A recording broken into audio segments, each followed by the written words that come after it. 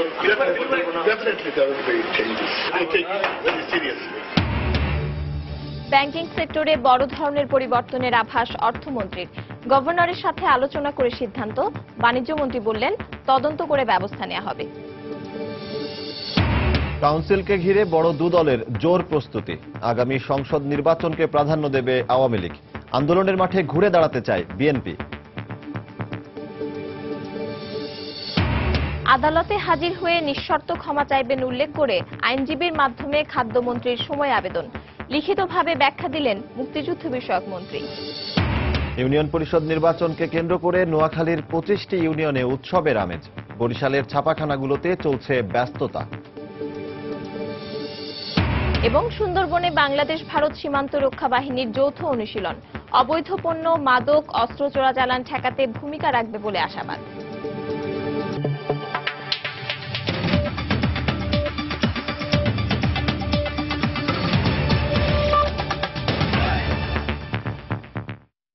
বাংলা সময়ের সঙ্গে আছি আমি সজল দাস এবং আমি পারমিতাহীন।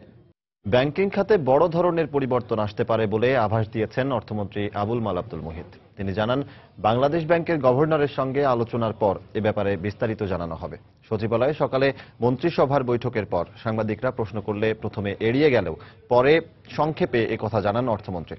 আর বাণিজ্যমন্ত্রী জানিয়েছেন, তদন্ত করে এ ব্যাপারে যথাযথ পদক্ষেপ নেওয়া হবে। এদিকে হ্যাকিং রহস্য উদ্ঘাটন ও বাকি অর্থ উদ্ধারে করণীয় ঠিক করতে আগামীকালের বোর্ড সভায় সিদ্ধান্ত নেওয়া হবে বলে জানিয়েছে কেন্দ্রীয় ব্যাংক। বাংলাদেশ ব্যাংকের রিজার্ভ চুরির ঘটনায় কে বা কারা জড়িত আর কেনই বা ঘটনা ঘটার 1 মাস পর তা সবার সামনে এলো, এসব প্রশ্নের উত্তর ঘটনা জানাজানি হবার সপ্তাহখানেক পরেও অজানা রয়ে গেছে। হ্যাকিং যে সময় ঘটেছে তার প্রায় 1 মাস পরও বাংলাদেশ ব্যাংকের কাছ থেকে আনুষ্ঠানিকভাবে এ ব্যাপারে কিছু না জানতে পারায় ক্ষুব্ধ অর্থমন্ত্রী রোববার বিষয়টি নিয়ে বৈঠক করেন প্রধানমন্ত্রীর সঙ্গে। সে অনুযায়ী সোমবার তার ব্রিফ করার কথা ছিল, কিন্তু সচিবালয়ে মন্ত্রিসভার বৈঠকের পর মন্ত্রী জানান, গভর্নরের সঙ্গে কথা বলার পরই জানানো হবে পরবর্তী সিদ্ধান্ত। আমি প্রধানমন্ত্রীর সঙ্গে আলোচনা করব বলেছিলাম, আলোচনা আমার হয়েছে। ব্যাংকিং সেক্টরে কোনো পরিবর্তন Definitely there will be changes. I take it very seriously. আর কিছু স্টেটমেন্ট নাই, বললাম তো। এ ঘটনাকে দুঃখজনক উল্লেখ করে বাণিজ্যমন্ত্রী বলেছেন, আসলে কি ঘটেছে সে বিষয়ে তদন্ত করেই যথাযথ পদক্ষেপ নেওয়া হবে। বাংলাদেশ ব্যাংকের মতো জায়গায় এই ধরনের একটি ঘটনা আমাদের জানতে হচ্ছে আন্তর্জাতিক বিশ্বের পত্রিকা পড়ে, ফিলিপাইনের পত্রিকায় কি লিখেছে সেটার থেকে। আমার মনে হয় যে এ ব্যাপারে আমরা পদক্ষেপ নিতে যাচ্ছি এবং আমরা প্রকৃতভাবে কেন এটা ঘটলো সেটা আমরা আবিষ্কার করতে সক্ষম হব। এদিকে চুরি হওয়া রিজার্ভের বাকি অর্থ উদ্ধারে কি ধরনের পদক্ষেপ নেওয়া হবে তা মঙ্গলবারের বোর্ড সভায় সিদ্ধান্ত নেওয়া হবে বলে জানিয়েছে বাংলাদেশ ব্যাংক। বাংলাদেশ ব্যাংকে আমরা একজন সাইবার বিশেষজ্ঞ ইতিমধ্যে নিয়োগ দিয়েছি আমাদের একটি চলমান প্রকল্পের আওতায়। তিনি এবং তার ফরেনসিক ইনভেস্টিগেশন টিম এবং বাংলাদেশ ব্যাংকের টিম এটা নিয়ে কাজ করছে এবং আগামীকালের যে পরিচালনা পর্ষদ, সেখানেও বাংলাদেশ ব্যাংকের পরিচালনা পর্ষদে যেসব বিষয়াদি থাকে, যে মেমোগুলো থাকে, সেইটার পাশাপাশি এই বিষয়টিও তো আলোচনা হবে বলে আমাদের মনে হয়। কাজেই আমরা সব দিক থেকেই সক্রিয় এবং সজাগ আছি। তদন্তের স্বার্থেই হ্যাকিং এর ঘটনা সংশ্লিষ্ট সব তথ্য জনসমক্ষে প্রকাশ করা হচ্ছে না বলেও জানান বাংলাদেশ ব্যাংকের এই কর্মকর্তা। বাংলাদেশ ব্যাংকের পরিচালনা পর্ষদে নাজিয়া শাকুর, সময় সংবাদ, ঢাকা। যে মেমোগুলো এদিকে বাংলাদেশ ব্যাংকের রিজার্ভের টাকা চুরির ঘটনায় ব্যাংকটির গভর্নর নৈতিক দায় এড়াতে পারেন না মন্তব্য করে আওয়ামী লীগের সভাপতি মণ্ডলীর সদস্য নূহ-উল আলম লেনিন গভর্নরের পদত্যাগ দাবি করেছেন। তিনি বলেন, টাকা চুরির ঘটনায় বাংলাদেশ ব্যাংকের গভর্নরের চরম দায়িত্বহীনতা রয়েছে। দুপুরে রাজধানীর ইনস্টিটিউট অফ ডিপ্লোমা ইঞ্জিনিয়ার্সে এক আলোচনা সভায় তিনি এ মন্তব্য করেন। 1 মাস আগে সেই ঘটনা তারা জানতেন, বাংলাদেশ ব্যাংক কর্তৃপক্ষ এবং আতিউর রহমান সাহেব। তারা সেটা অর্থমন্ত্রীকে জানান নাই, প্রধানমন্ত্রী তো দূরের কথা, অর্থমন্ত্রীকে জানান নাই, এমনকি সচিবকে জানান নাই। সচিব ক্যাটাগরিক্যালি বলেছেন যে ইতিমধ্যে দুবার বাংলাদেশ ব্যাংকের পরিচালনা কমিটির মিটিং হয়েছে, সেখানেও এই বিষয়টিকে উল্লেখ করা হয় নাই। তাহলে তো আমরা আগেই সতর্ক হতে পারতাম। যখন সমগ্র জাতি এটা নিয়ে উদ্বিগ্ন, তখন অর্থ মন্ত্রণালয়ের অনুমতি ছাড়া তিনি তথাকথিত কোন এক মিটিংয়ে দিল্লি চলে গেছেন, দায়িত্বহীনতার চরম বলবেন। এই আতিউরের যদি আত্মসম্মান বোধ থাকে, তাকে অপসারণ করা না, তারই উচিত হচ্ছে পদত্যাগ করা, তারপরে এটার তদন্ত হোক। বাংলাদেশ ব্যাংকের অর্থ চুরির বিষয়ে জড়িত থাকার অভিযোগে ব্যাংকের ঊর্ধ্বতন কর্মকর্তাদের পাসপোর্ট জব্দ এবং এ ঘটনায় ব্যাংকের কোনো কর্মকর্তাকে জিজ্ঞাসাবাদ করা হয়েছে। এ ধরনের বিভিন্ন তথ্য গণমাধ্যমে দিয়ে গত কয়েকদিন ধরে বেশ লাইমলাইটে আছেন তানভীর হাসান জোহা নামে এক ব্যক্তি। তিনি নিজেকে সাইবার বিশেষজ্ঞ হিসাবে দাবি করলেও তথ্য ও যোগাযোগ প্রযুক্তি বিভাগের সঙ্গে তার কোনো সংশ্লিষ্টতা নেই বলে নিশ্চিত করেছে ডাক টেলিযোগাযোগ ও তথ্য প্রযুক্তি মন্ত্রণালয়। দুপুরে সংবাদ বিজ্ঞপ্তির মাধ্যমে এ তথ্য জানানো হয়। এছাড়াও অর্থ পাচার বা হ্যাকিংয়ের ঘটনা অনুসন্ধানে আইসিটি বিভাগ থেকে কোনো তদন্ত কমিটি গঠন করা হয়নি বা কোনো প্রতিষ্ঠানের সঙ্গেও জড়িত নয় বলেও বিজ্ঞপ্তিতে উল্লেখ করা হয়। এদিকে নিজেকে আইসিটি বিভাগের সাবেক কর্মকর্তা হিসেবে পরিচয় প্রদানকারী তানভীর হাসান জোহার বক্তব্য বা কর্মকাণ্ডে কোনো ব্যক্তি বা প্রতিষ্ঠান প্রভাবিত বা প্রতারিত হলে তার দায়িত্ব আইসিটি বিভাগ নেবে না বলেও জানানো হয়। 28 মার্চ আওয়ামী লীগের কাউন্সিল অনুষ্ঠানের সিদ্ধান্ত থাকলেও ইউনিয়ন পরিষদ নির্বাচনের কারণে নির্ধারিত সময়ে কাউন্সিল হবে কিনা সে ব্যাপারে 20 মার্চ দলের পরবর্তী কার্যনির্বাহী কমিটির সভায় সিদ্ধান্ত নেওয়া হবে। আওয়ামী লীগের শীর্ষ নেতারা এ তথ্য জানিয়ে বলেন, কাউন্সিলের সংসদ নির্বাচনের বিষয়টিকে প্রাধান্য দেওয়া হবে। পরবর্তী নির্বাচনে আওয়ামী লীগের নির্বাচনী ইশতেহারের গাইডলাইন সহ আগামী 25 বছরের রূপকল্প, দলের গঠনতন্ত্র এবং সাংগঠনিক নানা পরিবর্তন আনা হবে কাউন্সিলে। বিস্তারিত জানাচ্ছেন ইজাজ শৌমিক। 28 মার্চ সম্ভবত আমাদের কাউন্সিলের তারিখ এটা পরিবর্তন করা হতে পারে। একটা কোনো সিদ্ধান্ত হয় নাই আমাদের কাউন্সিল বিষয়ে। দলের শীর্ষ দু নেতার এমন বক্তব্যে ধোঁয়াশা কাটছে না আওয়ামী লীগের কাউন্সিল অনুষ্ঠানের। 28 মার্চ কাউন্সিল নির্ধারিত থাকলেও ইউনিয়ন পরিষদ নির্বাচনের কারণে দেশের প্রাচীন রাজনৈতিক দল আওয়ামী লীগের 20তম কাউন্সিল পেছানোর বিষয়টি সামনে চলে আসে। দলের পরবর্তী কার্যনির্বাহী কমিটির সভায় এ ব্যাপারে সিদ্ধান্ত নেওয়া হবে বলে জানান দলের শীর্ষ নেতারা। কাউন্সিলটা পিছিয়ে দেওয়ার সম্ভাবনা আছে। আগামী 20 তারিখে আমাদের কার্যনির্বাহী কমিটির বৈঠক আছে, সভা আছে, সেই সভায় এ ব্যাপারে চূড়ান্ত সিদ্ধান্ত হবে। ওয়ার্কিং কমিটির মিটিং এর আগে এটা কেউ নির্দিষ্টভাবে বলতে পারে না যে প্রকৃতই পিছাবে না ওই দিনই হবে। এবারের কাউন্সিলকে ঐতিহাসিক উল্লেখ করে দলের নেতারা বলছেন, 2019 সালে নির্বাচনকে সামনে রেখে এই কাউন্সিলে নির্বাচনী ইশতেহারের গাইডলাইন ঠিক করা হবে। এই কাউন্সিলের পরে আরেকটা নির্বাচনে আমাদের ফেস করতে হবে। সেই নির্বাচনটা 2018 হোক বা 19 সালের মধ্যে নির্বাচন হবে। এই নির্বাচনে আওয়ামী লীগের নির্বাচনী ইশতেহারের গাইডলাইনটা কে ঠিক করবে? গাইডলাইন ঠিক করে দেবে কাউন্সিল। 2041 সালের মধ্যে যে আমরা সমৃদ্ধ বাংলাদেশ গড়ে তুলতে চাইছি, তার কোনো রূপরেখা কিন্তু আমরা ঠিক করি নেই। ওটা কেবল আমরা একটা লক্ষ্য ঘোষণা করছিলাম 2014 সালের নির্বাচনী ইশতেহারে। ওই রূপকল্পের কি গাইডলাইন হবে, হ্যাঁ, সেইটা নির্ধারণ করবে কাউন্সিল। এছাড়া সাংগঠনিক কাঠামো ও গঠনতন্ত্রে পরিবর্তন আসারও ইঙ্গিত দিলেন দলের এই শীর্ষ নেতারা। গঠনতন্ত্রে আমাদের পরিবর্তন আসবে, আমাদের ঘোষণাপত্র থাকবে। আরো 3টি বিভাগ হয়েছে, আমাদের হয়তো 3টা বিভাগ বৃদ্ধি পাবে। স্থানীয় সরকার নির্বাচনের যেহেতু দলীয় ভিত্তিতে হচ্ছে, এটা হয়তো আমরা গঠনতন্ত্রে এবার প্রভিশনটা ইনক্লুড করব। 2015 সালের ডিসেম্বরে আওয়ামী লীগের বর্তমান কমিটির মেয়াদ শেষ হলেও এবছরের জুন পর্যন্ত তা বর্ধিত করা হয়। প্রতি 3 বছর পর পর নির্বাচন কমিশনে নিবন্ধিত রাজনৈতিক দলগুলোর কাউন্সিল অনুষ্ঠানের বিধান রয়েছে। ইজাজ শৌমিক, সময় সংবাদ, ঢাকা। এদিকে কাউন্সিলের মাধ্যমে সাংগঠনিক শক্তি জোরদার করে আন্দোলনের মাঠে ঘুরে দাঁড়াতে চায় বিএনপি। ইস্যুভিত্তিক আন্দোলন জোরদার করতে কাউন্সিলের পর বিভিন্ন সেক্টরের বিশেষজ্ঞদের নিয়ে আলাদা কমিটি করার চিন্তা করছে দলের হাইকমান্ড। এবারের আন্দোলনে তরুণ নেতৃত্বকে আরও সক্রিয়ভাবে সামনে আনতে চায় বিএনপি। সালাউদ্দিন সুমনের রিপোর্ট। আগামী 19 মার্চের 6ষ্ঠ জাতীয় কাউন্সিল সফল করতে জোর তৎপরতা চালাচ্ছে বাংলাদেশ জাতীয়তাবাদী দল বিএনপি। ইতোমধ্যেই কাউন্সিলের লোগো উন্মোচন ও প্রতিপাদ্য স্লোগান প্রকাশের মাধ্যমে আনুষ্ঠানিক প্রচারাভিযানও শুরু করে দিয়েছে দলটি। দলের শীর্ষ নেতারা বলছেন, কাউন্সিলকে কেন্দ্র করে দেশব্যাপী নেতাকর্মীদের মাঝে ব্যাপক উৎসাহ উদ্দীপনা সৃষ্টি হয়েছে। কোন কোন এলাকায় দল নিষ্ক্রিয় ছিল, এখন কিন্তু এই কাউন্সিলকে ঘিরে সবাই সক্রিয় হচ্ছে। যারা একেবারে বলেছেন যে আমরা দলই করব না, এখন দেখা যাচ্ছে ওনারা আবার ফিরে এসেছেন, ইন্টারেস্ট নিচ্ছেন, খোঁজ খবর নিচ্ছেন। কাউন্সিল পরবর্তী আন্দোলনেই সর্বশক্তি নিয়োগের কথা ভাবছেন দলের নীতি নির্ধারণী পর্যায়ের নেতারা। এর মাধ্যমেই দাবি আদায় করতে চান তারা। অবশ্যই ঘুরে দাঁড়াচ্ছে আমরা, যখন নেতা ঠিক হয়ে যাবে, সংগঠন ঠিক হয়ে যাবে, তখন দল থেকে যে আন্দোলনের ডাকি দেওয়া হোক না কেন সেটা বাস্তবায়ন করা সম্ভব। আমরা দেখতে পাচ্ছি যে সরকার ইতিমধ্যে জনগণ থেকে সম্পূর্ণরূপে বিচ্ছিন্ন হয়ে গিয়েছে। এই কারণেই নেতৃবৃন্দ শেষবারের মতো একবার মাঠে নেমে আওয়ামী লীগকে যাতে বিদায় করা যায়, নতুন যে কমিটি হতে যাচ্ছে তারা সবচেয়ে ভালো ভূমিকা রাখবে বলে সবাই আশা করে।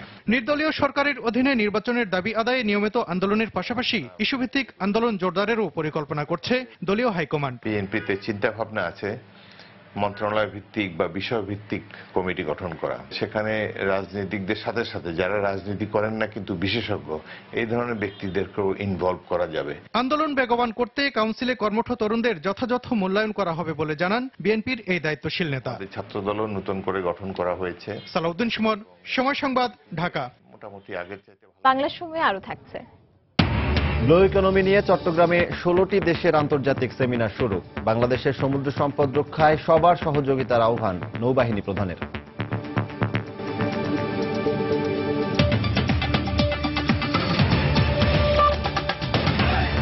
আদালত অবমাননার রুলের জবাবে আদালতে সশরীরে হাজির হয়ে নিঃশর্ত ক্ষমা প্রার্থনা করবেন বলে উল্লেখ করে আইনজীবীর মাধ্যমে সময় আবেদন করেছেন খাদ্যমন্ত্রী অ্যাডভোকেট কামরুল ইসলাম। সকালে সুপ্রিম কোর্টের আপিল বিভাগের সংশ্লিষ্ট শাখায় এ আবেদন করেন মন্ত্রীর আইনজীবী সৈয়দ মামুন মাহবুব। তার আইনজীবী জানান, সরকারি কাজে দেশের বাইরে থাকায় আগামীকালের আদালতে নির্ধারিত তারিখে হাজির হওয়া সম্ভব নয় বলে তিনি সুপ্রিম কোর্টের আপিল বিভাগের সংশ্লিষ্ট শাখায় এ হাজিরের দিন পুনর্নির্ধারণের আবেদন জানিয়েছেন। তিনি আরো জানান, খাদ্যমন্ত্রী আদালতের প্রতি শ্রদ্ধাশীল এবং দেশে ফেরার পর তিনি আদালতের নির্দেশ অনুযায়ী হাজির হবেন। আবেদনটি কাল আপিল বিভাগের কর্মতালিকায় 1 নম্বরে থাকবে বলেও তিনি জানান। যুদ্ধাপরাধী মীর কাশেম আলীর মামলার রায় নিয়ে সংশয় এবং প্রধান বিচারপতি সম্পর্কে মন্তব্য করায় গত 8 মার্চ খাদ্যমন্ত্রী কামরুল ইসলাম এবং মুক্তিযুদ্ধ বিষয়ক মন্ত্রীকে 15 মার্চ হাজির হওয়ার নির্দেশ দেন আপিল বিভাগ। এদিকে মুক্তিযুদ্ধ বিষয়ক মন্ত্রী আজ আইনজীবীর মাধ্যমে লিখিত ব্যাখ্যা দিয়েছেন আদালতে।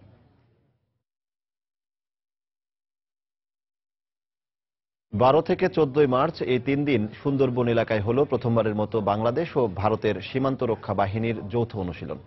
ভারত থেকে আসা অবৈধ পণ্য, মাদক ও অস্ত্র চোরাচালান ঠেকাতে এই এলাকাকে গুরুত্বপূর্ণ মনে করে বর্ডার গার্ড বাংলাদেশ বিজিবি।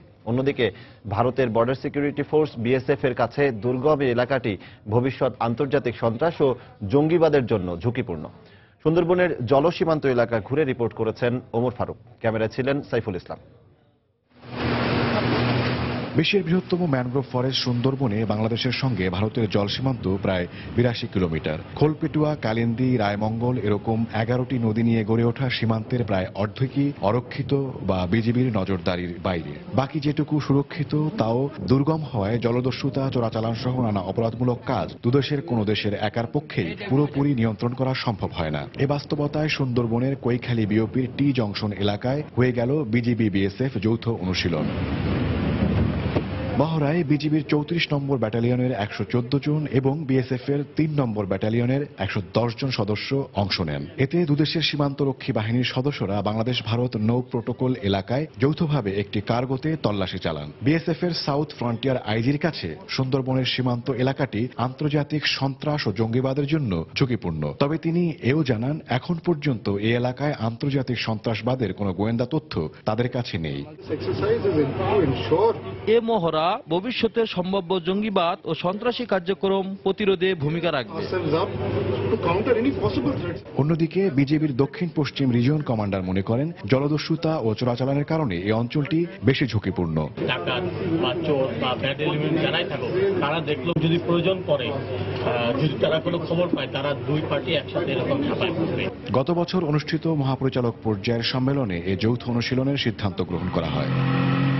দুপক্ষই মনে করে এ ধরনের মহড়া এবং যৌথ তল্লাশির মধ্য দিয়ে জল সীমান্তে যে অপরাধ রয়েছে সেই অপরাধ নিয়ন্ত্রণ করা যাবে, কমিয়ে আনা যাবে। এর পাশাপাশি দুদেশের যে সীমান্ত রক্ষী বাহিনী রয়েছে সেই সীমান্ত রক্ষী বাহিনীর ভেতরেও বাড়বে আন্তরিকতা, যোগাযোগ, কমবে অপরাধ। বাংলাদেশ ভারত যৌথ নৌ মহড়া থেকে ওমর ফারুক, সময় সংবাদ। ব্লু ইকোনমি নিয়ে শুরু হওয়া আন্তর্জাতিক সেমিনার বাংলাদেশের সমুদ্র সম্পদ রক্ষায় বিশেষ ভূমিকা রাখবে বলে জানিয়েছেন নৌবাহিনীর প্রধান ভাইস অ্যাডমিরাল নিজামুদ্দিন আহমেদ। সকালে চট্টগ্রামের হোটেল রেডিসন ব্লুতে আয়োজিত আন্তর্জাতিক সেমিনারে তিনি এ মন্তব্য করেন। সেমিনারে ভারত মহাসাগর উপকূলবর্তী 16টি দেশের হাইড্রোগ্রাফিক বিভাগের শীর্ষ কর্মকর্তারা অংশগ্রহণ করেন। এ সময় নৌবাহিনীর প্রধান বলেন, ব্লু ইকোনমি বাস্তবায়নে আশেপাশের দেশগুলোর সহায়তা প্রয়োজন, আর এর জন্য উত্তর ভারত মহাসাগরের দেশগুলো একসাথে কাজ করতে আগ্রহী। বাংলাদেশের চারদিকে বিশাল সমুদ্রসীমা রয়েছে, তাই ব্লু ইকোনমিকে এগিয়ে নিতে নৌবাহিনীর গুরুত্ব বিবেচনায় এ বাহিনীর উন্নয়নে সরকার কাজ করছে বলেও জানান তিনি।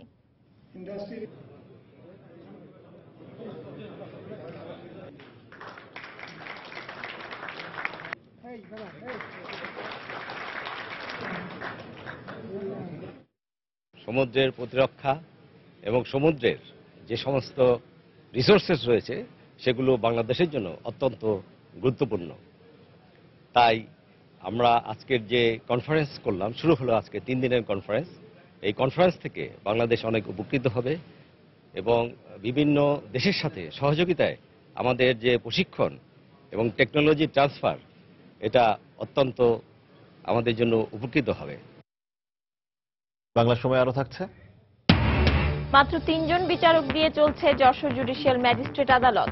দেখা দিয়েছে মামলার তীব্র জট, চরম ভোগান্তিতে বিচার প্রার্থীরা।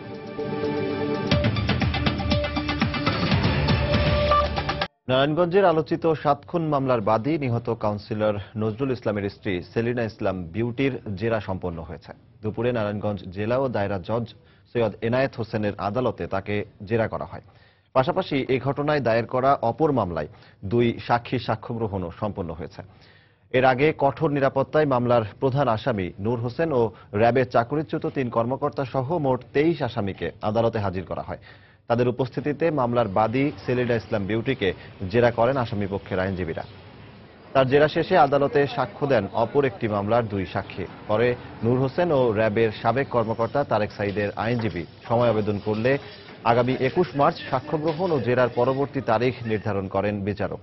2014 সালের 27 এপ্রিল নারায়ণগঞ্জ সিটি কর্পোরেশনের প্যানেল মেয়র নজরুল ইসলাম এবং আইনজীবী চন্দন কুমার সরকার সহ 7 জনকে অপহরণের পর হত্যা করা হয়।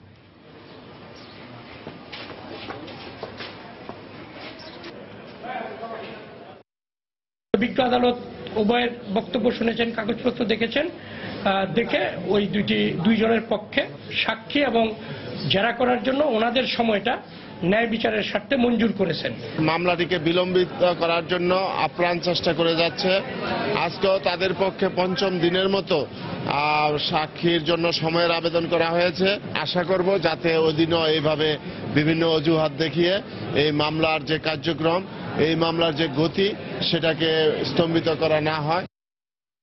যশোরে আব্দুর রাজ্জাক হত্যা মামলায় তার স্ত্রী সহ 2 জনকে ফাঁসির আদেশ দিয়েছেন আদালত। দুপুরে অতিরিক্ত জেলা ও দায়রা জজ আদালতের বিচারক মোহাম্মদ শরীফ হোসেন হায়দার এ রায় দেন। জানা যায় 2014 সালের 9 মার্চ রাতে বাড়ির পাশে পানের বরজ পাহারা দিতে যান আব্দুর রাজ্জাক। পরে বাড়ি না ফেরায় খোঁজাখুঁজি করে তার গামছা পেঁচানো লাশ উদ্ধার করে স্বজনরা। এই ঘটনায় আব্দুর রাজ্জাকের স্ত্রী শাবানা ও ভগ্নিপতি আলিমকে আসামি করে হত্যা মামলা করেন তার ছোট ভাই। পরে পুলিশের কাছে পারিবারিক কোন্দল ও পরকীয়ার জেরে স্বামীকে হত্যার কথা স্বীকার করে শাবানা। পাশাপাশি মামলার সব অভিযোগ প্রমাণ হওয়ায় আজ এ রায় দেন বিচারক। একই সঙ্গে 2 আসামিকে 50,000 টাকা জরিমানা করা হয়। এই রায়তে 1 নম্বর আসামি শাবানা এবং 2 নম্বর আসামি আলিম, তাকে যে মৃত্যুদণ্ড দিয়েছে বাদী পক্ষ এবং আমরা প্রসিকিউশন পক্ষ, আমরা খুব সন্তুষ্ট হয়েছে যে এই মামলার সর্বোচ্চ যে শাস্তি আমরা যে আশা করেছিলাম সেই আশায় আমাদের পূর্ণ হয়েছে।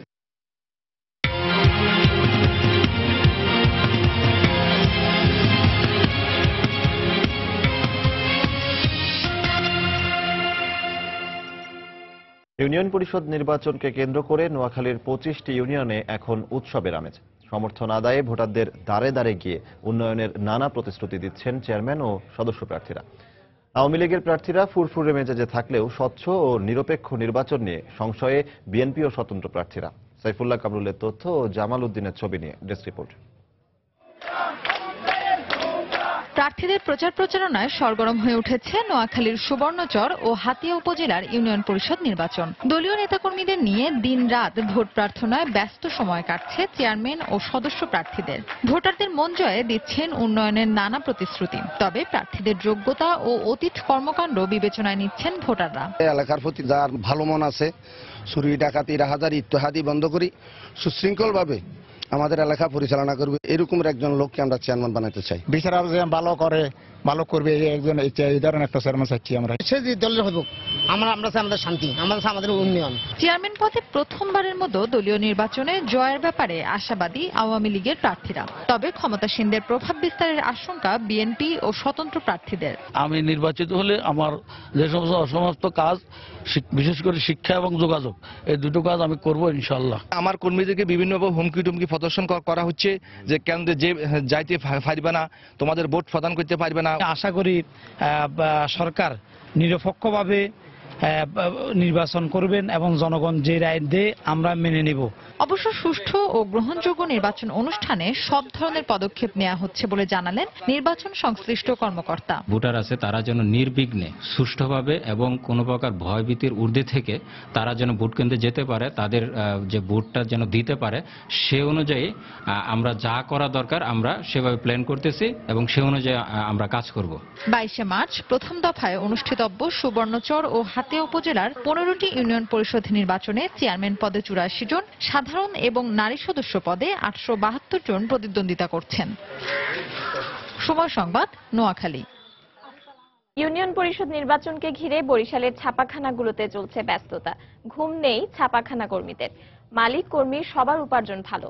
নিয়ম মেনেই প্রার্থীরা পোস্টার ও লিফলেট ছাপাচ্ছেন বলে জানালেন আঞ্চলিক নির্বাচন কর্মকর্তা। আমিনুল ইসলামের তোলা ছবিতে আরো জানাচ্ছেন ফিরদাউস সোহাগ। প্রতীক বরাদ্দের পরপরই বরিশালে ব্যস্ততা বেড়ে গেছে ছাপাখানাগুলোতে। অবিরাম চলছেই poster, leaflet, handbill, voter slip, badge সহ নির্বাচনী প্রচারণার নানা সামগ্রী ছাপা হচ্ছে। তাই যে কোনো সময়ের চেয়ে কাজের চাপ এখন অনেক বেশি। ছাপাখানা সরগরম হওয়ায় কর্মীদের আয়ও বেড়েছে। নির্বাচন আমাদের কাছে অনেকটা উৎসবের মতো। অনেক কাজ, কষ্ট হয়, কিন্তু তারপরও কাজ করতে আমাদের কাছে ভালো লাগে। 24 ঘন্টা কাজ করতেছি, একটু কষ্ট হয়, কিন্তু তারপরও ওভারটাইম পাই, আমরা খুশি। কাজ করতে ভালো লাগে, এরকম কাজ সবসময় থাকলে আরো ভালো লাগে। এদিকে চাহিদার চেয়ে সরবরাহ কম হওয়ায় কাগজের দাম বেড়ে গেছে বলে জানালেন এই প্রেস মালিক। এবার ইউনিয়ন পরিষদ নির্বাচনের প্রার্থীর সংখ্যা যে কোনো নির্বাচনের চেয়ে অনেক বেশি। আমাদের কাছে যারা আসছে আমরা তাদের সময় মতো পোস্টার, হ্যান্ডবিল ডেলিভারি দিতে পারছি। তবে নির্বাচন উপলক্ষে চাহিদা অনুযায়ী কাগজের সরবরাহ কিছুটা কম হওয়ায় কাগজের দাম বেড়ে গেছে। পোস্টার, লিফলেট ছাপার কাজ পুরোপুরি রীতি মেনেই চলছে বলে জানালেন এই নির্বাচন কর্মকর্তা। কোনো রঙিন পোস্টার অথবা নিয়ম বহির্ভূতভাবে কোনো পোস্টার ছাপানোর অভিযোগ আমরা এখনো পাইনি। এ ব্যাপারে আমরা নিয়মিত মনিটরিং করছি। বরিশাল বিভাগে ছাপাখানার সংখ্যা 60টি। এবার ইউনিয়ন পরিষদ নির্বাচনে বরিশাল বিভাগে 10 কোটি টাকার ছাপার কাজ হতে পারে বলে ধারণা সংশ্লিষ্টদের। ফিরদাউস সোহাগ, সময় সংবাদ, বরিশাল। এদিকে দ্বিতীয় দফায় অনুষ্ঠিতব্য ইউনিয়ন পরিষদ নির্বাচনে প্রতিদ্বন্দ্বী চেয়ারম্যান ও সদস্য প্রার্থীদের মাঝে প্রতীক বরাদ্দ করা হয়েছে। আগামী 31 মার্চ এসব ইউনিয়নে নির্বাচন অনুষ্ঠানের কথা রয়েছে। সকালে যশোর সদর উপজেলা নির্বাচন কার্যালয় থেকে 15টি ইউপির 39 জন চেয়ারম্যান প্রার্থী এবং 627 জন সদস্য ও নারী সদস্য প্রার্থীর মধ্যে প্রতীক বরাদ্দ করা হয়। এ সময় উপজেলা নির্বাহী কর্মকর্তা ও বিভিন্ন ইউনিয়নের দায়িত্বপ্রাপ্ত রিটার্নিং কর্মকর্তারা উপস্থিত ছিলেন। এদিকে গাইবান্ধা সুন্দরগঞ্জের 13 ইউনিয়নের চেয়ারম্যান ও সদস্য প্রার্থীদের মাঝে প্রতীক বরাদ্দ দেওয়া হয়েছে। সংশ্লিষ্ট রিটার্নিং কর্মকর্তার কার্যালয় থেকে এ প্রতীক বরাদ্দ করা হয়। ঝিনাইদহ ও গাজীপুরে সড়ক দুর্ঘটনায় নিহত হয়েছেন 3 জন, আহত অন্তত 13 জন। দুপুরে ঝিনাইদহ সদর উপজেলার হাটগোপালপুর নারিকেলবাড়িয়া সড়কের তিওরদাহে যাত্রী বোঝাই ভ্যানকে চাপা দেয় শহরগামী একটি ট্রাক। এতে ঘটনাস্থলেই এক নারী সহ 2 জন নিহত হন। পরে আহত 3 জনকে উদ্ধার করে মাগুরা সদর হাসপাতালে ভর্তি করা হয়।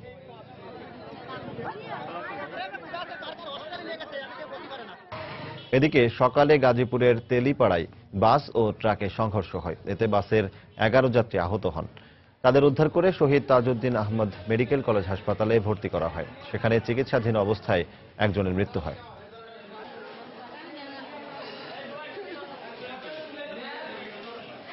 বাগেরহাটে নিখোঁজের একদিন পর জান্নাতি আক্তার নামে এক স্কুল ছাত্রীর লাশ উদ্ধার করেছে পুলিশ। সকালে মোরেলগঞ্জের বারুইখালী গ্রামের ভরা ঘাট খাল থেকে তার লাশ উদ্ধার করা হয়। পুলিশ জানায়, গতরাতে বাবা মায়ের সঙ্গে বাড়ির পাশে মাহফিল শুনতে যায় জান্নাতি। সেখান থেকে বাড়ি ফেরার সময় নিখোঁজ হয় সে। এ সময় স্বজনরা পুলিশে খবর দিলে অনেক খোঁজাখুঁজি করেও কোনো হদিশ পাওয়া যায়নি তার। পরে সকালে গ্রামের লোকজন খালে ভাসমান অবস্থায় লাশটি দেখতে পেয়ে পুলিশকে খবর দেয়। পুলিশ এসে লাশটি উদ্ধার করে। এ ঘটনায় জড়িত সন্দেহে একজনকে আটক করে পুলিশ।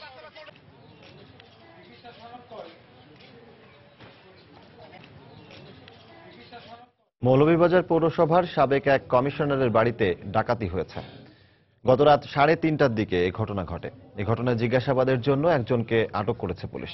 এলাকাবাসী জানিয়েছে, শহরের বনশ্রী এলাকায় পৌরসভার সাবেক কমিশনার ইউসুফ আলীর বাড়িতে হানা দেয় 15 থেকে 20 জনের ডাকাত দল। বাড়ির সবাইকে অস্ত্রের মুখে জিম্মি করে একটি কক্ষে আটকে রাখে তারা। এ সময় ডাকাতরা 45 ভরি স্বর্ণালংকার, একটি মোটরসাইকেল, 6টি মোবাইল ফোন সহ 20 লাখ টাকার মালামাল লুট করে বলে দাবি ক্ষতিগ্রস্ত পরিবারের। এই ঘটনায় জড়িতদের গ্রেফতারের চেষ্টা চলছে বলে জানিয়েছে পুলিশ।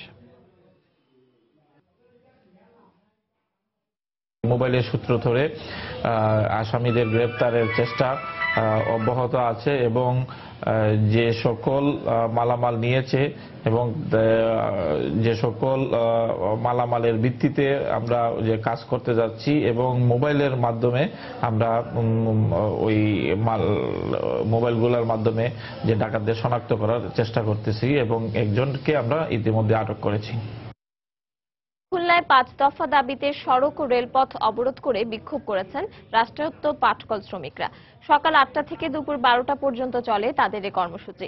সকালে বিভিন্ন পাটকল থেকে মিছিল নিয়ে নগরীর নতুন রাস্তার মোড়ে জড়ো হতে থাকেন বিক্ষুব্ধ শ্রমিকরা। পরে সেখানে সংক্ষিপ্ত সমাবেশ থেকে শ্রমিকদের বকেয়া পরিশোধ ও 20% মহার্ঘ ভাতা সহ 5 দফা দাবি মেনে নিতে সরকারের প্রতি আহ্বান জানান বক্তারা। পরে খালিশপুর রেল ক্রসিং এ অবস্থান নিয়ে স্লোগান দেন তারা। এছাড়া একই দাবিতে নগরীর আটরা ও গিলাতলা শিল্প এলাকায় অবরোধ কর্মসূচি পালন করেন পাটকল শ্রমিকরা।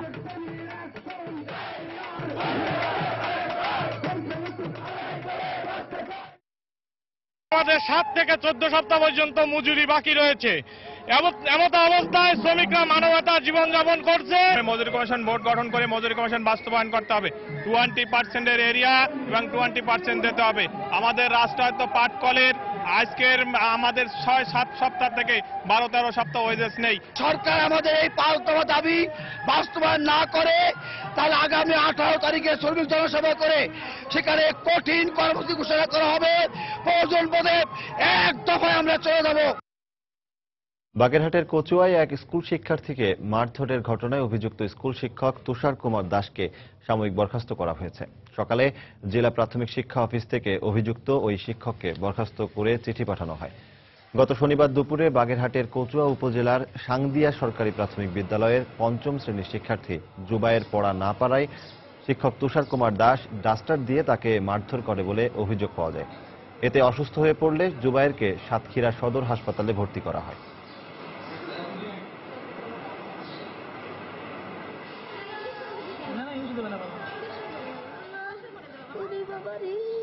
বরিশালে নদী রক্ষায় মানববন্ধন করেছে আন্তর্জাতিক নদী রক্ষা উদযাপন পরিষদ।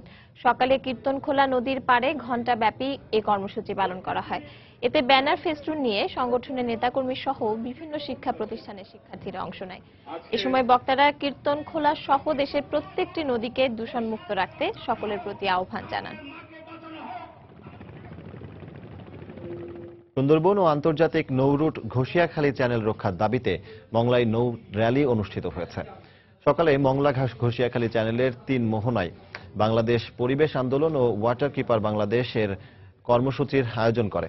এতে বাপার সমন্বয়ক মোহাম্মদ নূর আলম শেখ, সর্বভারতীয় বন শ্রমজীবী ইউনিয়নের সাধারণ সম্পাদক অশোক চৌধুরী এবং কেরালা মৎস্যজীবী ইউনিয়নের সাধারণ সম্পাদক মেঘলিট পিটার সহ অন্য নেতাকর্মীরা অংশ নেন।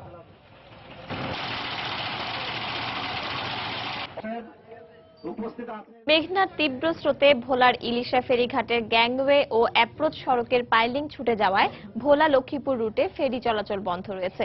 এতে ঘাটের দুপারে আটকা পড়েছে শতাধিক যানবাহন। ফেরিঘাট কর্তৃপক্ষ জানায়, মেঘনা নদীর তীব্র স্রোতে ভোলার ইলিশা ফেরিঘাট এলাকায় ভাঙন দেখা দিয়েছে। গতকাল বিকেলে ঘাটের অ্যাপ্রোচ সড়কের পাইলিংও ভেঙে যায়। এতে ঝুঁকিপূর্ণ হয়ে পড়ে বাস ট্রাকের ওঠানামা। এ অবস্থায় ফেরি চলাচল বন্ধ করে দেওয়া হয়। বিআইডব্লিউটিএ জানায় সংস্কার কাজ দ্রুতই শুরু হবে, তবে সময় বেশি লাগলে বিকল্প পথে যানবাহন চলাচলের ব্যবস্থা করা হবে।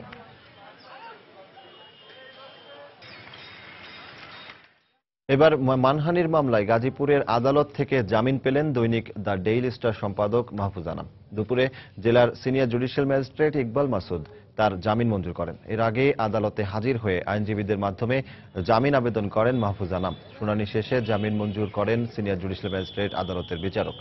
গত 17 ফেব্রুয়ারি গাজীপুর জেলা আওয়ামী লীগের শিক্ষা বিষয়ক সম্পাদক অ্যাডভোকেট আমানত হোসেন খান 5 কোটি টাকার এই মানহানি মামলাটি দায়ের করেন।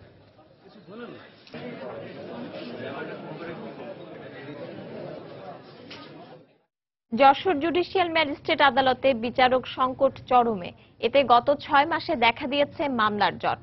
বারবার শুনানির দিন ধার্য হওয়ায় চরম ভোগান্তিতে পড়েছেন বিচার প্রার্থীরা। সংশ্লিষ্টরা বলছেন বিচারক নিয়োগের বিষয়টি প্রক্রিয়াধীন। যশোর প্রতিনিধি জুয়েল মিথার তথ্য ছবি নিয়ে ডেস্ক রিপোর্ট। যশোরের 8 উপজেলায় থানা রয়েছে 9টি। থানাগুলো নিয়মিত মামলা ছাড়াও আদালতের আমলি, পিটিশন, বিদ্যুৎ, সিআর, জিআর, এসজিআর, মিসকেস, আপিল, কিশোর ও দুদকের মামলার বিচারিক কাজ হয় জুডিশিয়াল ম্যাজিস্ট্রেট আদালতে। এজন্য জুডিশিয়াল ম্যাজিস্ট্রেসিতে একজন চিফ জুডিশিয়াল ম্যাজিস্ট্রেট সহ 9 বিচারক দায়িত্ব পালন করেন। কিন্তু পদোন্নতি ও বদলি হওয়ায় ইতোমধ্যে 6 বিচারক যশোর ছেড়েছেন। ফলে গত 6 মাসেরও বেশি সময় ধরে চলছে বিচারক সংকট। এতে দেখা দিয়েছে মামলার জট, আর বারবার শুনানির দিন ধার্য হওয়ায় চরম ভোগান্তিতে পড়ছেন বিচার প্রার্থীরা। কেসের কোনো নিষ্পত্তি নেই, কেসের কোনো সাক্ষী সবুত ঠিক মতো হয় না। যে ডেটটা পড়ে সেই ডেট অনুযায়ী দেখা যায় সেটা আবার নতুন করে আবারও দিন পড়ে। মামলার দিন পড়তেছে 3 মাস 4 মাস পরে। মামলার সাক্ষ্য গ্রহণ, বিচার নিষ্পত্তি এগুলো স্থবির হয়ে আছে। তাতে করে মামলার জট হচ্ছে এবং যারা বিচার প্রার্থী তারা আসছে তাদের বিচার পাচ্ছে না। শুনানির পরিবর্তে বারবার দিন দেয়ায় মক্কেলদের সাথে সম্পর্কের অবনতি ঘটছে বলে জানান আইনজীবীরা। সাধারণ মানুষ যারা বিচারের জন্য আসতেছে তাদের বিচারটাও দীর্ঘ প্রলম্বিত হচ্ছে। আমাদেরকে সন্দেহ পোষণ করেন যে আপনি কেন দিনটা দিলেন, বিচারক নাই। এক্ষেত্রে আমাদের সাথেও দেখা যায় তাদের সাথে মনোমালিন্য হচ্ছে। জেলার প্রধান আইন কর্মকর্তা জানালেন বিষয়টি মন্ত্রণালয়কে অভিহিত করা হয়েছে এবং বিচারক নিয়োগের বিষয়টি প্রক্রিয়াধীন রয়েছে। বিষয়টা আমি মন্ত্রণালয়ে যাতে ওনারা দ্রুত এটা পদক্ষেপ গ্রহণ করেন সে বিষয়ে কথা বলেছি এবং আশা করি যে দ্রুত এই সমস্ত বিচারকের বিষয়ে সরকার ব্যবস্থা নেবেন। যশোর জুডিশিয়াল ম্যাজিস্ট্রেট আদালতগুলোতে বর্তমানে 19,000-এরও বেশি মামলা বিচারাধীন রয়েছে। সময় সংবাদ, যশোর। তথ্য প্রযুক্তি নির্ভর বাংলাদেশ করার লক্ষ্যে কাজ করার জন্য গ্র্যাজুয়েট নবীন প্রকৌশলীদের প্রতি আহ্বান জানিয়েছেন রাষ্ট্রপতি মোহাম্মদ আব্দুল হামিদ। দুপুরে চট্টগ্রাম প্রকৌশল ও প্রযুক্তি বিশ্ববিদ্যালয়ের 3য় সমাবর্তন অনুষ্ঠানে তিনি কথা বলেন। এতে এশিয়া প্যাসিফিক বিশ্ববিদ্যালয়ের উপাচার্য জামিলুর রেজা চৌধুরী, বিশ্ববিদ্যালয় মঞ্জুরি কমিশনের চেয়ারম্যান আব্দুল মান্নান উপস্থিত ছিলেন। এবার 1603 জন শিক্ষার্থীকে ডিগ্রি প্রদান করা হয়। এর মধ্যে 1564 জন স্নাতক, 32 জন স্নাতকোত্তর, 4 জন পোস্ট গ্রাজুয়েট ডিপ্লোমা এবং 3 জন পিএইচডি অর্জনকারীকে সনদ ও 4 জনকে রাষ্ট্রপতি সনদ দেওয়া হয়।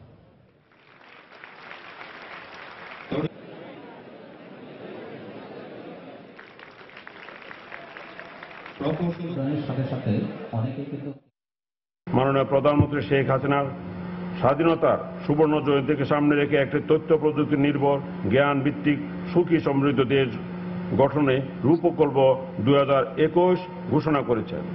এই রূপকল্প বাস্তবায়নে আমাদের নিরলস প্রচেষ্টা চালাতে হবে।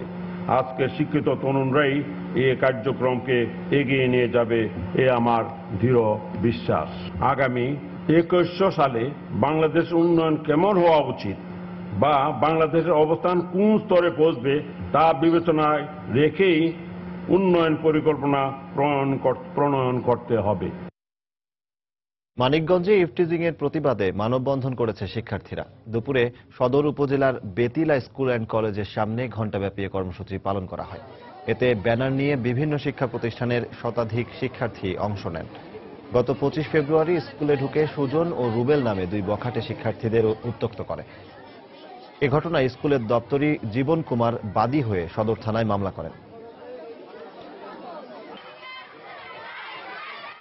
নানা আয়োজনে ফরিদপুরে পালিত হলো পল্লীকবি জসিমউদ্দিনের 40তম মৃত্যুবার্ষিকী। সকালে র্যালি নিয়ে স্কুল কলেজের শিক্ষার্থী সহ বিভিন্ন সামাজিক ও সাংস্কৃতিক সংগঠনের নেতাকর্মীরা শহরে কবির বাড়িতে যান। পরে পল্লী কবির কবরে পুষ্পমাল্য অর্পণ করেন তারা। এরপর কবির বাড়ির আঙিনায় আলোচনা সভা ও মিলাদ মাহফিলের আয়োজন করে জেলা প্রশাসন। জসিমউদ্দিনের মৃত্যু আবার এদিকে 14 জানুয়ারি মমতা।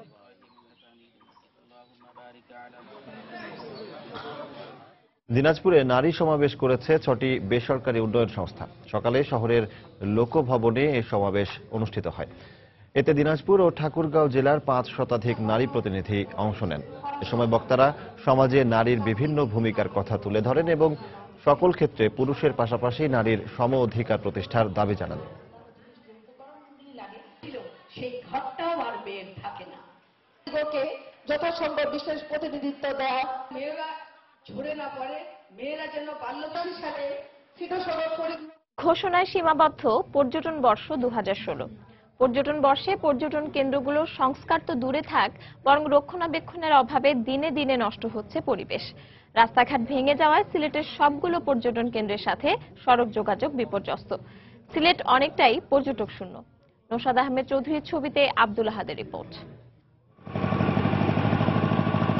সিলেটের সবচেয়ে আকর্ষণীয় পর্যটন কেন্দ্র রাতারগোল। কয়েক মাস আগেও জলাবনে প্রবেশের জন্য সারাদিন হাজারো পর্যটকের ভিড় থাকত এই নৌঘাটে, কিন্তু 3 ঘন্টা দাঁড়িয়েও একজন পর্যটকের দেখা পাওয়া যায়নি। নৌকা বেঁধে মাঝিরা বেকার বসে আছে। তারা জানায়, রাস্তায় ভোগান্তির কারণে এখানে একবার কেউ আসলে পরে আর আসতে চায় না। এখন আয় না রাস্তার অসুবিধার কারণে অনেক গাড়ি ঘোড়ার মানুষের অসুবিধা ঘটে, রাস্তার থেকে ফিরিয়া গাড়ি লিয়ে চলিয়ে যায়। বেকার অবস্থা আছি, যদি পর্যটক আসে আমরা কিছু ইনকাম করতে পারি। সন্ধ্যা নামার আগে রাতারগুলের ভেতর থেকে মাত্র 6 জন পর্যটককে বেরিয়ে আসতে দেখা যায়। তাদেরও একই কথা, যোগাযোগ ব্যবস্থার উন্নতি না হলে আর আসা হবে না। দ্বিতীয়বার কেউ আসা সাহস করবে না। এখানে আসার রাস্তাটাই মেইন সমস্যা। কিন্তু যখন রাতারগুলে যাবে, এটা শীতকাল হোক আর বর্ষাকাল হোক, একই রকম সৌন্দর্য সবসময় দেখবে। সবচেয়ে খারাপ অবস্থা জাফলং, বিছনাকান্দি ও পান্থমাই সড়কের। সড়ক ভেঙে যাওয়ায় ট্রাক ছাড়া ছোট যান চলাচল একেবারেই মুশকিল। আর পাথর খেকোদের থাবায় প্রাকৃতিক সৌন্দর্যের কোনো ছিটে ফোঁটাও নেই জাফলংয়ে। যে অবস্থাতে আসছে এখানে দেখা যাচ্ছে নেক্সট টাইম আর আসার মতো পরিবেশ এরকম নাই। টাঙ্গাইল থেকে আসছিলাম, কিন্তু আইসা যতটুকু আশা করছিলাম সেটা কোনোটাই পাচ্ছি না। সিলেট অঞ্চলের পর্যটন কর্পোরেশনের শীর্ষ এই কর্মকর্তার দাবি, থাকা খাওয়া ছাড়া পর্যটন কেন্দ্রের সৌন্দর্য বৃদ্ধি কিংবা যোগাযোগ ব্যবস্থার উন্নয়ন তাদের আওতায় না।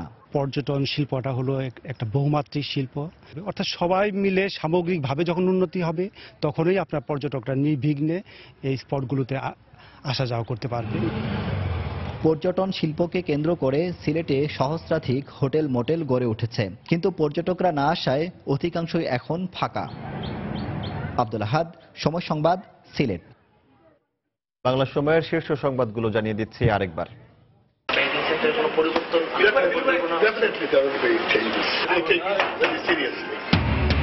ব্যাংকিং সেক্টরে বড় ধরনের পরিবর্তনের আভাস অর্থমন্ত্রীর।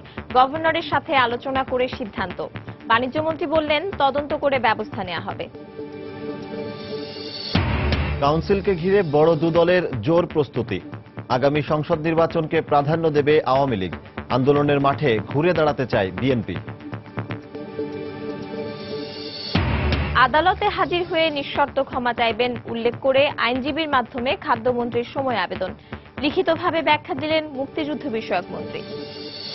ইউনিয়ন পরিষদ নির্বাচনকে কেন্দ্র করে নোয়াখালীর 25টি ইউনিয়নে উৎসবের আমেজ।